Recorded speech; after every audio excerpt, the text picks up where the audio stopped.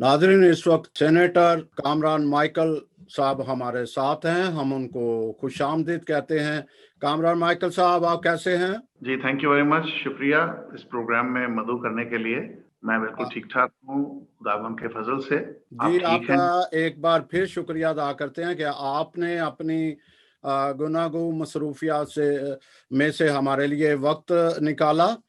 जैसा आप जानते हैं कि इस वक्त क्रिश्चियन कम्युनिटी में एक बड़ी तशवीशनाक सूरत हाल पाई जाती है।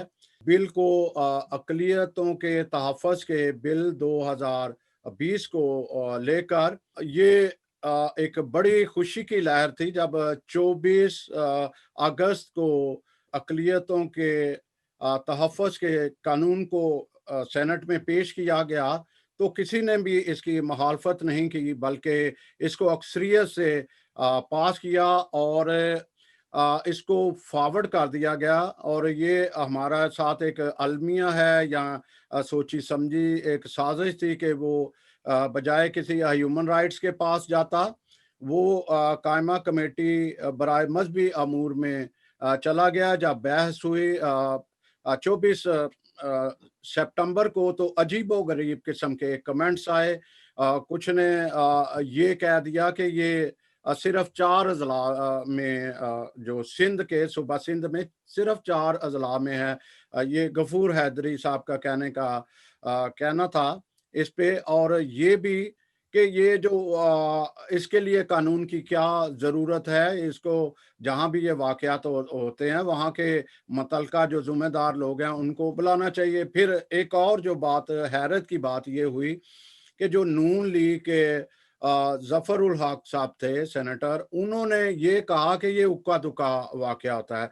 तो बड़ी हैरानगी की बात आई, जिस पर जावेद अब्बासी साहब ने ये यहाँ तक भी कह दिया कि आप इस कानून को जो अक़लियतों को तहफ़्फ़ुज़ देता है वो ही निकाल दें।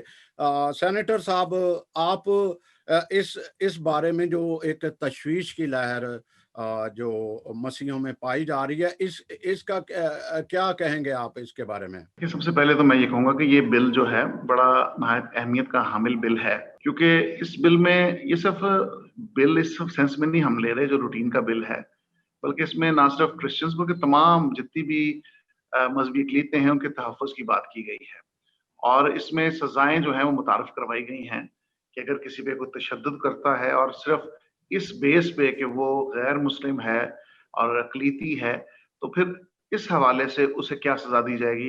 अगर कोई उसे फ़ोर्सफुली मज़हब तब्दीली की तरफ लेके जाता है तो क्या होगी, अगर फ़ोर्सफुली उसकी शादी करवाई जाती है किसी बच्चे की, तो फिर कैसे कानून हरकत में आएगा, क्या सज़ाएँ होंगी। तो इसमें सज़ाओं को ज़्यादा प्रेफ़रेंस दी गई है ताकि लोग ऐसे काम करने से ग्रेज़ करें।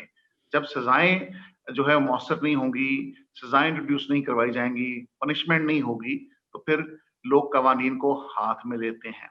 कवानीन इसीलिए बनाए जाते हैं ताकि मुआशरा मुनज़्ज़म तरीके से चलाया जा सके और जो मुआशरे में रहते हुए आइन के साथ, कवानीन के साथ खेलते हैं, उनका घेराव किया जा सके और उनको कानून की गिरफ्त में लाया जा सके। ये कानून इस लिहाज से बड़ा नहायत ही अहमियत का हामिल कानून।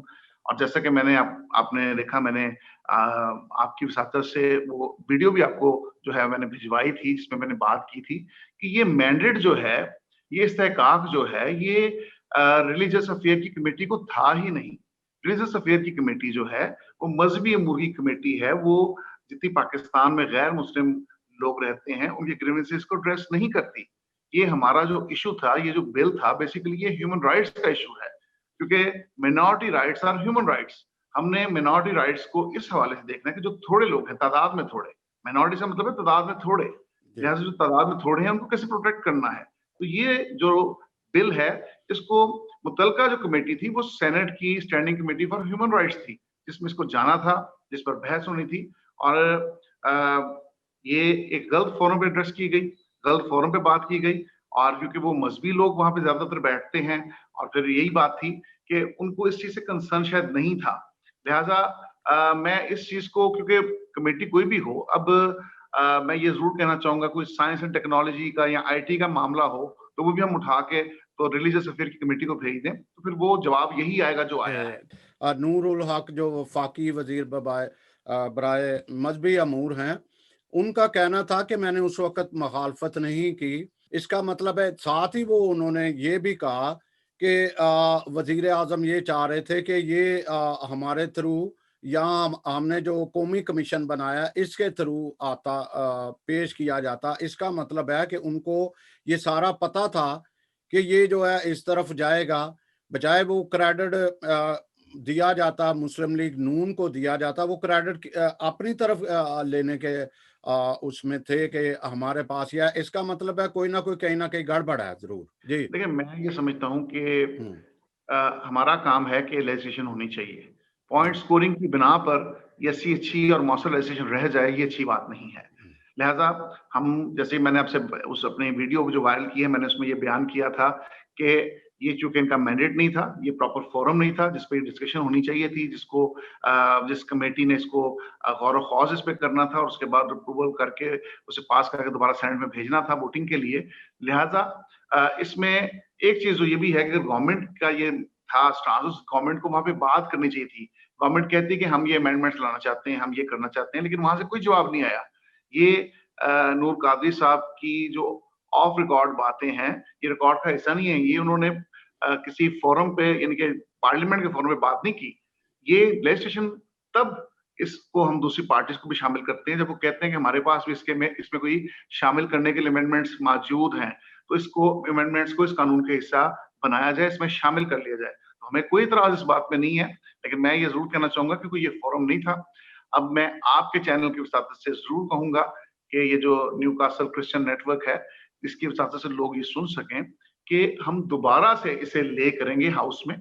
और मैं इस बारे में जैसे ही ये मुझे पता चला था, हमने अपने सेनेटर्स के साथ मिलकर मशावरत भी की है और दोबारा इसे हम ले करेंगे।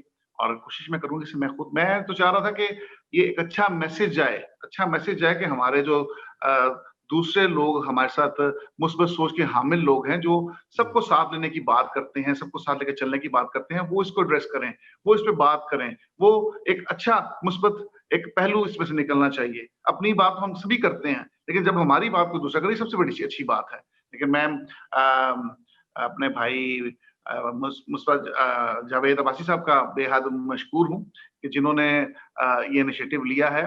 तो मैं अब ये कोशिश करूंगा, जो भी हम डिसाइड करेंगे कि हम नेक्स्ट जो सेशन आएगा उसमें हम दोबारा प्रेपरेशन के साथ इस बिल को ले करेंगे, क्योंकि जब बिल्स होते हैं ये प्राइवेट मेंबर डे पे आते हैं, उसकी बैटिंग होती है और उसके बाद जो जिसका नंबर आता है वो अपना उसका बिल जो है अगले सेशन में आ जाता है। तो मैं ये कोशिश पूरी करूंगा कि हम इस बिल को जल्द अज जल्द जो है दोबारा हाउस में ले करें और फिर मुतलका जो सही फोरम है, सही कमेटी है, हम उसमें इसको लेके जाएं। और इसमें हम ये नहीं कि जो बिल आ गया इसी तरह से उससे चला जाएगा। जब ये कमेटी के सपोर्ट होगा तो हम अपने जो हमारे सीनियर लोग हैं, जो लेजिस्लेटर रह चुके हैं या लेजिस्लेटर्स हैं या हमारे इदारों के जो हेड्स हैं, हम उनमें से लोगों को, या जो फलाही इदारे मिनॉरिटी राइट्स पे काम कर रहे हैं, उनके नुमाइंदों को हम इसमें शामिल करेंगे, बुलाएंगे हम उस कमेटी में, जी। ताकि जी। उनकी सिफारिशात भी शामिल हों, वो भी इसकी नोक परख में अपना हिस्सा डाल सकें। तो इसलिए हम यहाँ पे जी। डेड नहीं होने देंगे, इसको आगे लेके चलेंगे। जी, कामराज साहब, ये जो 18वीं तरमीम के ज़रिए जो सूबाई खुद मुख्तियारी जो है वो इनके आता है, अंडर आता है या वफाकी या सूबाई सतह पे, कि ये जो इस तरह के लॉज हैं जो प्रोटेक्शन मिनॉरिटीज़ प्रोटेक्शंस के लॉ आते हैं, यहाँ पे आते हैं। जैसे अभी गवर्नमेंट ने जो है वो कराची में एक सूबा सिंध में शुरू किया है 6 अक्टूबर से 8 अक्टूबर तक सक्कर गोट की जहाँ जहाँ ये वाक़यात होते हैं, वो उनके कमिश्नर को जो राइट्स को लिए हैं। इस तरह से वो खुद भी एक कोशिश की जा रही है। आप समझते हो कि ये जो सेनेट में आया है ये ज़्यादा मोर इफेक्टिव होगा, क्योंकि एक तरफ सूबाई सतह पे भी बात की जा रही है कि सूबाई जो है वो सूबाई खुद मुख्तियारी में आता है, सूबाई लाज भी हैं। क्या आप समझते हैं कि ये सेनेट में ज़्यादा मौसर होगा?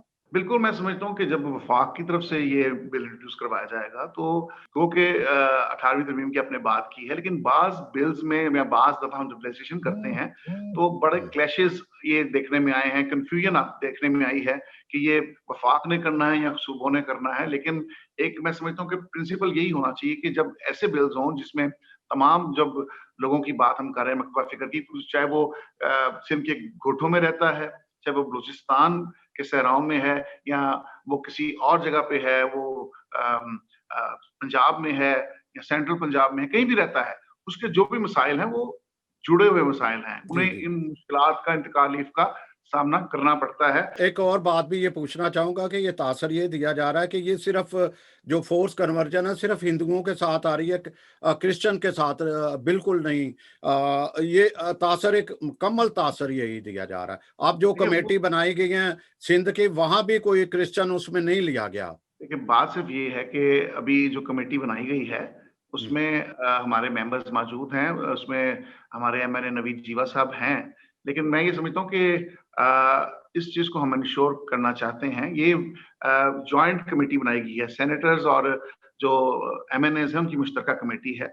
और मैंने इसके चेयरमैन जो हैं काकड़ साहब, मैंने उनसे बात की थी बल्कि इस पे, कि आप दूसरे लोगों को भी शामिल करें, जितने भी लोग पार्लियामेंट में बैठे हैं, चाहे वो सेनेट में हैं, चाहे वो नेशनल असेंबली में हैं, आप इनकी मुश्तरका कमेटी बनाएँ। और इस कमेटी में बहुत से और लोगों को भी आपने लिया, उनका शायद इस कमेटी से कोई कंसर्न नहीं है। तो आप इस कमेटी की नामों के फ़हरिस्त के हवाले से दुरुस्तगी को अमल में लाएँ। उन्होंने हुँ। इस चीज़ को कहा है कि हम इंश्योर करेंगे, और ये बड़ी अच्छी बात है जो आपने रेज़ की है, इस पे मैंने पहले ही बात की है, और इस चीज़ को मैंने सेनेट में उठाया है कि आप हम नुमाइंदों को भी इसमें शामिल करें। जो दूसरे नुमाइंदे रह गए जिनको आपने नहीं डाला, क्योंकि ये मसला सिर्फ़ किसी एक कम्युनिटी का नहीं है, हम सबका मसला है, जी, जी। मुश्तरका मसला है। ये इस मैं असल में ये कहना चाह रहा था, जो कराची में नोटिफ़िकेशन आया है मीटिंग का, या घोटकी, सक्खर और हैदराबाद, 2 दिन के टूर कराची। पे आ रही है कमेटी, बेसिकली कमेटी 2 दिन के टूर पे आ रही है, जी, और जी, वो जी। यहाँ पे आके तो इन हालात का जायज़ा लेगी, लोगों को मिलेगी, जहाँ पे जी, कोई ऐसे जी। मामलात हुए हैं, उन घरों को विज़िट करेगी, उन लोगों को जो अफेक्टेड फैमिलीज़ हैं, उनको विज़िट करेगी। तो ये उनकी सिफ़ारिशात पे फिर आगे लेजिस्लेशन की तरफ आगे मैं बढ़ेंगे। एक और भी आपसे पूछता हूँ, क्या हमारे जो नुमाइंदगान हैं, आप भी हैं, दूसरे भी जो हैं, इन्होंने कभी ये नहीं कहा कि मज़हबी अमूर जो मज़हबी अमूर में सिर्फ़ तो मुस्लिम की तो नहीं बात होती, सब जब लॉ की बात होती है, तो हमारा नुमाइंदा तो मेरा हाल है, हमें तो नहीं नज़र आता कि जो पहले मिनिस्ट्री भी थी इसकी मज़हबी अमूर की सूबाई सतह या कौमी सतह पे, उस पे तो हमारा नुमाइंदा ही कोई नहीं है। देखिए, मज़हबी अमूर से रिलेटेड काम जो है ना, वो हमारा कंसर्न नहीं है। हाँ, नेशनल हार्मनी जो है, वो तो एक हार्मनी की बात है, अमन हुँ। की, पीस की, मज़हबी रवादारी की बात है, वो एक अलग चैप्टर है। लेकिन जो आप बात कर रहे हैं, क्योंकि अब जो वो हमारी जो नुमाइंदगी थी या हमारी मिनिस्ट्रीज़ की आपने बात की, वो माइनॉरिटी अफेयर्स से रिलेटेड थी। और वो जैसे शहबाज़ भट्टी साहब माइनॉरिटी अफेयर्स के मिनिस्टर रहे हैं, इसी तरह दूसरे लोग भी रहे हैं, मैं भी पंजाब में रहा हूँ। तो ये चीज़ें ऐसे ही थी। इनको जब आप 18वीं तरमीम के बाद ये सूबाई मैटर्स जो थे वो डिक्लेयर किए गए, और सूबों में, चारों सूबों में इन मिनिस्ट्रीज को कायम किया गया। लेकिन जो जब पर्सनल लॉ की हम बात कर रहे हैं, जैसे हमारा मैरिज बिल आ रहा है, हमारा डाइवोर्स के हवाले से उसमें अमेंडमेंट्स आनी है, सब कुछ है, तो वो बिल जो है वो ह्यूमन राइट्स एड्रेस कर रही है। आप देखिए वो बिल ह्यूमन राइट्स की तरफ है, वो मजहबी अमूर में नहीं भेजा गया, क्योंकि मजहबी अमूर की कमेटी पर्सनल लॉ को डील नहीं कर सकती। मजहबी अमूर वो जो मौलाना हजरात बैठे हैं, या गफूर हैदरी साहब हैं, या दूसरे और दोस्त हैं, उन्होंने हमारे मुस्लिम पर्सनल लॉ पे बात करनी है, हज इशू उनके पास है, दूसरे कंसर्न इश्यूज हैं, तो वो हमारी बात उसी फोरम पे होगी जहाँ पे ह्यूमन राइट्स एक्टिविस्ट बैठे होंगे, जहाँ पे वो लोग बैठे होंगे जो इंसानियत को फरोग देने की बात करते हैं, तमाम लोगों को मकबा फिक्र को साथ लेके चलने की बात करते हैं। लिहाजा ये कमेटियों की डिवीजन इस हवाले से की गई है। लेकिन तो आपकी ये बात बिल्कुल ठीक है, मैं इस चीज को जी। एंडोर्स करता हूँ कि जो नेशनल हार्मनी की कमेटी है, उसका चेयरपर्सन ही लहदा होना चाहिए, बेसिकली चेयरमैन लहदा होना चाहिए, चेयरपर्सन लहदे होने चाहिए उसकी, क्योंकि ये बड़ा ही जरूरी अमल है। क्योंकि ह्यूमन राइट्स अपनी जगह, लेकिन जब नेशनल हार्मनी की आप बात कर रहे हैं, तो नेशनल हार्मनी तभी फैलेगी ना जब इंसान की उस माइंडसेट को हमने चेंज करना है, जब ग्रास रूट तक काम करना है। क्योंकि मैं तो बरमला हर दफा कहता हूँ कि ये वो लोग जो नेशनल हार्मनी की, बाहमी मजहबी हम रवादारी की बात करते हैं, हम आगे की बात करते हैं, ये वही लोग हैं जो हम जिनके चेहरे देखते हैं हर प्रोग्राम पे, चाहे वो होटल में हो रहा है, किसी रेस्टोरेंट में है, किसी और मसाजिद में हो रहा है। हमें उन चीजों करवाने की जरूरत है जिनके फॉलोअर्स हैं, जो फॉलोअर्स रखते हैं, ताकि लोग उनकी बात को सुने, समझे, सीखें और उन्हें फॉलो करें। उन लोगों को हमें इस नेटवर्क में लाने की जरूरत है। और सबसे बड़ी बात है, जब तक ग्रास रूट पे हम नहीं जाएंगे, हम होटल्स में प्रोग्राम करते रहते हैं, हम बड़े बड़े अदारों में जाके फंक्शन करते हैं, हॉल्स में करते हैं, ये हॉल्स वाली बात नहीं है। हार्मनी मुआशरे में तभी फैलेगी, इंटरफेथ हार्मनी की बात करते हैं, पीस की बात करते हैं, जब ग्रास रूट में इसको फंक्शनल हम करेंगे, इन कमेटियों को फंक्शनल करेंगे। तो ये अवेयरनेस कैंपेन प्रोग्राम है, इसको आगे लेके चलने की जरूरत है। लेकिन वो लोग जो कर रहे हैं, मैं उनसे बिल्कुल मुल्तमस हूँ, उनसे मैं गुजारिश करता हूँ कि इनको अच्छे हॉल्स में से, अच्छे होटल्स में से निकाल के नेशनल हार्मनी के प्रोग्रामों को ग्रास रूट तक लेके जाएं, गली कूचे में लेके जाएं, जहां पे लोगों को आपने मोटिवेट करना है, और उन लोगों को इस अपने साथ इस मिशन में शामिल करें जिनके फॉलोअर्स जो हैं वो ज्यादा तादाद में यहाँ पर बैठे हैं। कामरान साहब, ये एक बहुत बड़ा अलमिया भी ये है कि जहाँ जहाँ एक क्रिश्चियन कम्युनिटी होनी चाहिए या मसीह हमारी लीडरशिप होनी चाहिए, वहाँ मिल नहीं रहे, देखा नहीं जा रहा कि वहाँ पे भी हमारी कोई नुमाइंदगी है। जी। अच्छा, मैं इसमें जरूर ये बात करना चाहता हूँ सैमसन भाई, आपकी वसाहत से, कि आपने पहले भी पिछले दवार में हमने देखा कि रिलीजियस अफेयर और नेशनल हार्मनी गो के एक मिनिस्ट्री का नाम था इसमें, लेकिन नेशनल हार्मनी की स्टैंडिंग कमेटी अलहदा थी और रिलीजियस अफेयर की अलहदा से। लेकिन अब रिलीजियस अफेयर के साथ ही नेशनल हार्मनी को जोड़ दिया गया है, और हम ये भी डिमांड करेंगे कि ये इस बिल के बाद मैं समझता हूँ ये अब जरूरी हो गया है कि ये डिमांड भी सेनेट में उठाई जाए कि लेजिस्लेशन का ये अमल नहीं है, ये स्वाबदीदी इख्तियार होता है मौजूदा गवर्नमेंट का या सेनेट के चेयरमैन का। उनकी स्वाबदीदी इख्तियार है कि वो कमेटियों को बढ़ा सकते हैं, कमेटियों को और ज्यादा फंक्शनल कर सकते हैं। तो इस हवाले से जो नेशनल हार्मनी है उसे अलहदा किया जाए, उसका चेयरमैन अलहदा हो, उसमें मेंबर्स अलहदा हो, और रिलीजियस अफेयर को अलहदा किया जाए, ताकि मौसर तरीके से ये तंजीम साजी हो सके, ये मामला तय पा सके अच्छे लोग जो हैं। और फिर सिर्फ कमेटी के मेंबरान नहीं बैठते, हम जब कोई इशू आता है तो फिर मुख्तलिफ फिक्र के लोगों को वहां कॉल करते हैं, जो जिनके पास मैंडेट होता है, जिनको कोई भी कम्युनिटी जो है वो लीड कर रहे होते हैं किसी भी जगह पे, चाहे वो रिलीजियस लेवल पे, सोशल लेवल पे या सियासी लेवल पे, उनको हम बुला के उनकी मशावरत से ही जो है वो कानून साजी को अमल में लाते हैं। जी जी, शुक्रिया। अभी अभी मैं ये मौका से फायदा उठाऊंगा। ये जो कल से परसों से ये पकड़ दकड़, एक नई टेंशन अपोजिशन और गवर्नमेंट के दरमियान पैदा हो गई है। जब भी देखा ये जा रहा है कि जब भी कोई स्पेशल होने को जा रहा था, जैसे बिल्तिस्तान में जो इलेक्शन होने को जा रहे हैं, फिर मार्च अप्रैल में जो सेनेट के इलेक्शन आने वाले हैं, ये सारे मामलात ऐसे हैं कि जो है एक खुडे लाइन लगाने वाली बात है कि अपोजिशन को खुडे लाइन लगाने वाली बात है। और शहबाज शरीफ को उन्होंने पकड़ गिरफ्तार कर लिया। ये सारे हरबे जो हैं वो, और ये मैं ये भी बोलूँगा कि अब सियासत ऐसे ही लग रही है कि ऐसे फालतू लोगों की बड़ी ज़रूरत है, जो आके चैनल पे जो फालतू जो भी बद अखलाकी है, कोई भी चीज़ जो है वो अखलाक नाम की चीज ही नजर नहीं आ रही।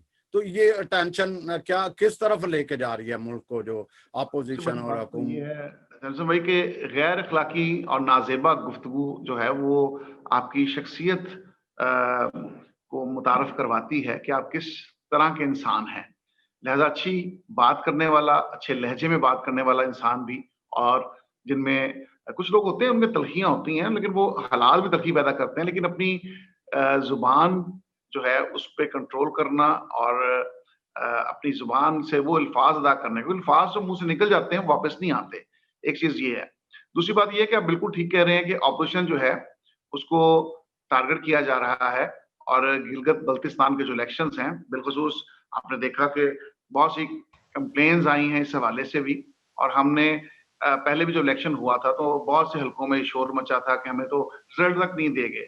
अभी भी उनकी प्लानिंग शायद यही है कि उन्होंने जो है वो अवामी मैंडेट पर डाका डालने की प्रैक्टिस की जा रही है, तैयारियां की जा रही हैं, क्योंकि आज का वोटर बड़ा, मैं समझता हूँ, सियाना हो गया है, बड़ा अक्लमंद है, उसे पता है मैंने रिजल्ट्स भी लेने हैं, सब कुछ करना है, लेकिन यहाँ पर रिजल्ट नहीं दिए जाते।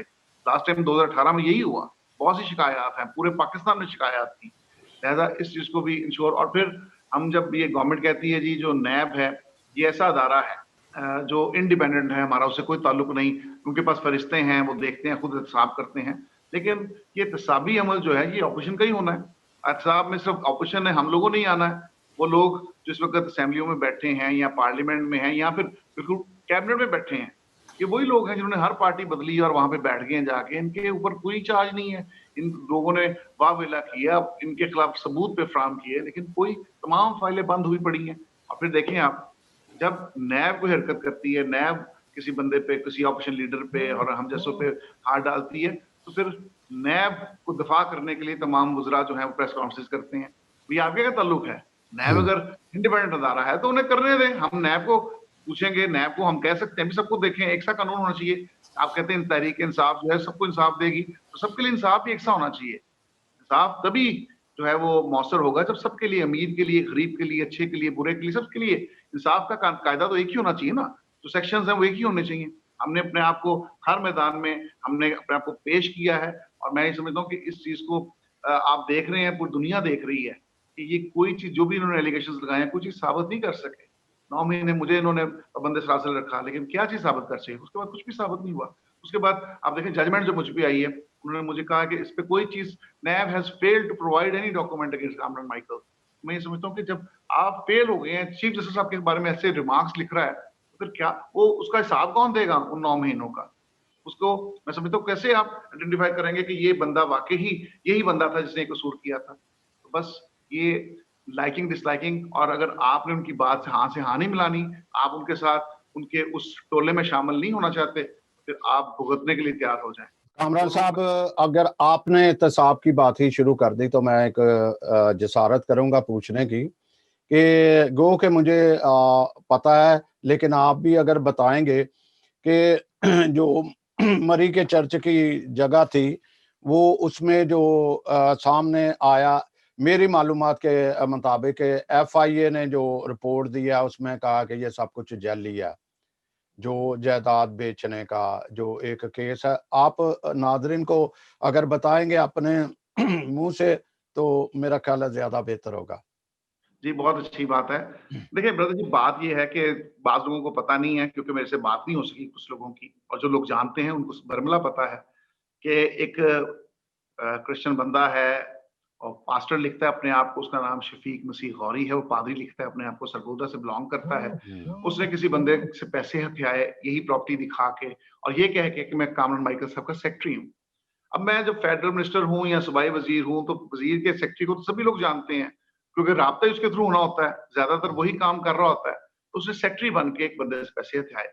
अब जिस बंदे से पैसे हथियाए उसके साथ हथियाने में और लोग भी शामिल थे, पूरा ग्रोह था।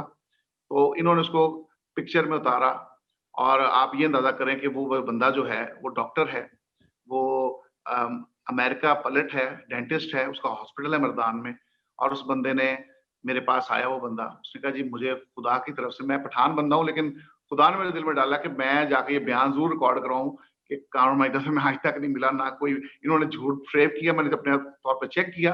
हाँ ये जरूर है कि मैं वहां पे गया था और उस जगह पे जब मैं वहां पे पहुंचा हूँ तो वहां पे पास्टर्स थे एक, उन्होंने हमें वेलकम किया, अंदर बुलाया और पटवारी को बुला कर निशानदेही करवाई जो जगह खाली थी, जो हमें देने की बात की। फिर मैंने इनको पैसे दिए और ट्रांसफर किए थ्रू बैंक। अब चीज ये है कि मेरा सेक्रेटरी बन के कोई किसी को ठगी लगाए, तो जब कोई बंदा सीटों पे होता है तो अक्सर लोग ऐसे हरकतें करते हैं, ये हर जगह पे होता है वैसे। लेकिन बात सिर्फ ये है कि मुझे दुख इस बात का है कि एक बंदा अपने नाम के साथ पादरी का लफ्ज लगाता है और फ्रॉड करता है, और उस पर एक फ्रॉड नहीं है, बेशुमार FIRs हैं। अभी पिछले दिनों में उसने प्रेस्बिटेरियन चर्च जो फैसलाबाद है, पादरी एमरिक का चर्च, उससे मुतल्लिका प्रॉपर्टी की भी उसने वो फर्शत बना के अपने नाम से तो उसको सेल आउट किया। लिहाजा मैं समझता हूँ कि इन लोगों का मुहासबा करना चाहिए, ना कि हम जैसों को ब्लेम करना चाहिए कि आपका सेक्रेटरी बन के, मेरे सेक्रेटरी बन के कोई आपका चैनल का नाम लेके कि मैं वहां पे कॉरेस्पॉन्डेंस करता हूँ, मैं ये करता हूँ वो करता हूँ और किसी पैसे पकड़ ले, तो लोग तो आपको पूछेंगे ना, तो आपका एम्प्लॉय होना तो जरूरी है ना उसका। आप जिम्मेदारी उस बंदे की लेंगे जो आपका एम्प्लॉय होगा।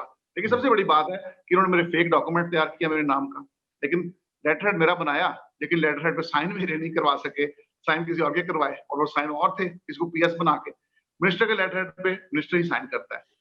ये कब तक आपके ख्याल में ये क्लियर हो जाएगा मामला? पुलिस को भेजा वहां पे और सेक्रेटेरिएट में जाके पुलिस ने तमाम इन्वेस्टिगेशन की, तमाम पुराना रिकॉर्ड चेक किया, सब कुछ है।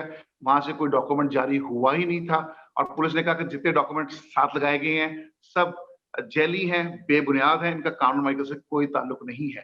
लिहाजा मैं समझता हूँ, लेकिन मैंने अपने आप को अपनी सफाई में अदालत में पेश किया अपने आप को, और मैंने कहा कि मैं इस प्रोसेस का हिस्सा बनूँगा। अगर मुझ पे कोई भी एलिगेशन आएगा, तो मैं सिर्फ इस बात के लिए, मैं पूरी कौम का मुजरिम हूँ, अगर मैंने कोई दगा की हो, क्योंकि मैं डिफेंडर हूँ हर उस प्रॉपर्टी का जो मसीह के साथ जुड़ी है। मैं एक मसीही हूँ, मेरी ज़िंदगी से मसीह का जलाल ज़ाहिर होता है, और मैं खुदा से डरने वाला बंदा हूँ।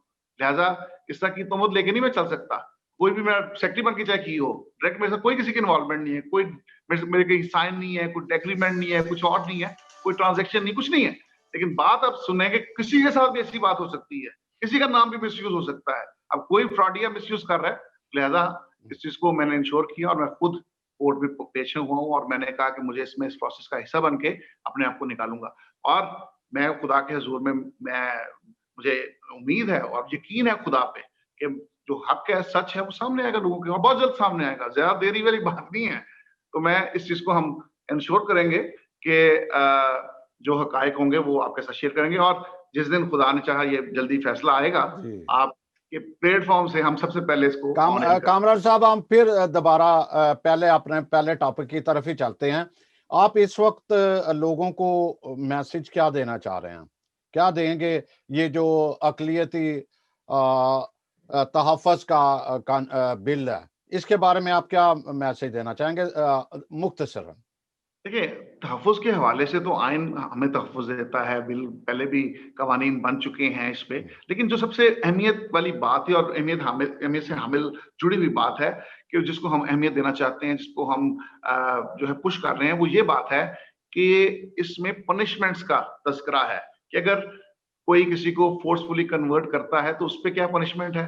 कोई किसी को इस बुनियाद पे कि ये माइनॉरिटीज़ में से है, ज़द्दो-कोब करता है, तशद्दुद करता है, उसपे लहदा यानी कि गो के ये कवानीन मौजूद हैं कि किसी को कोई तशद्दुद करेगा तो कानून की ज़द में आएगा। लेकिन सिर्फ़ इस बेस पे, जैसे आपने देखा कि अमेरिका में या दूसरे ममालिक में आप किसी को ब्लैक नहीं कह सकते, उसके लिए अलहदा कवानीन है।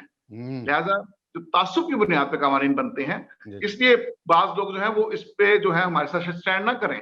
लेकिन हम ये कोशिश करेंगे कि पूरी लॉबिंग करके, और प्रॉपर तमाम जो मकतबा फ़िक्र के दोस्त हमारे सेनेट में और कौमी असेंबली में बैठे हैं, उनको हम साथ मिलाएँगे। इसके लिए मैं एफ़र्ट करूँगा पूरी, और मैं इस चीज़ को इंश्योर करूँगा कि मैं मैक्सिमम दोस्तों को कायल कर सकूँ, क्योंकि बहुत पॉज़िटिव लोग जो हैं असेंबली में बैठे हैं। हम उनको अपने साथ मिलाएँगे, और इस बिल को अक्सरती राय से कामयाब करवाएँगे। जी, जी, बहुत शुक्रिया आपका। Thank you. Thank you very much. God bless you.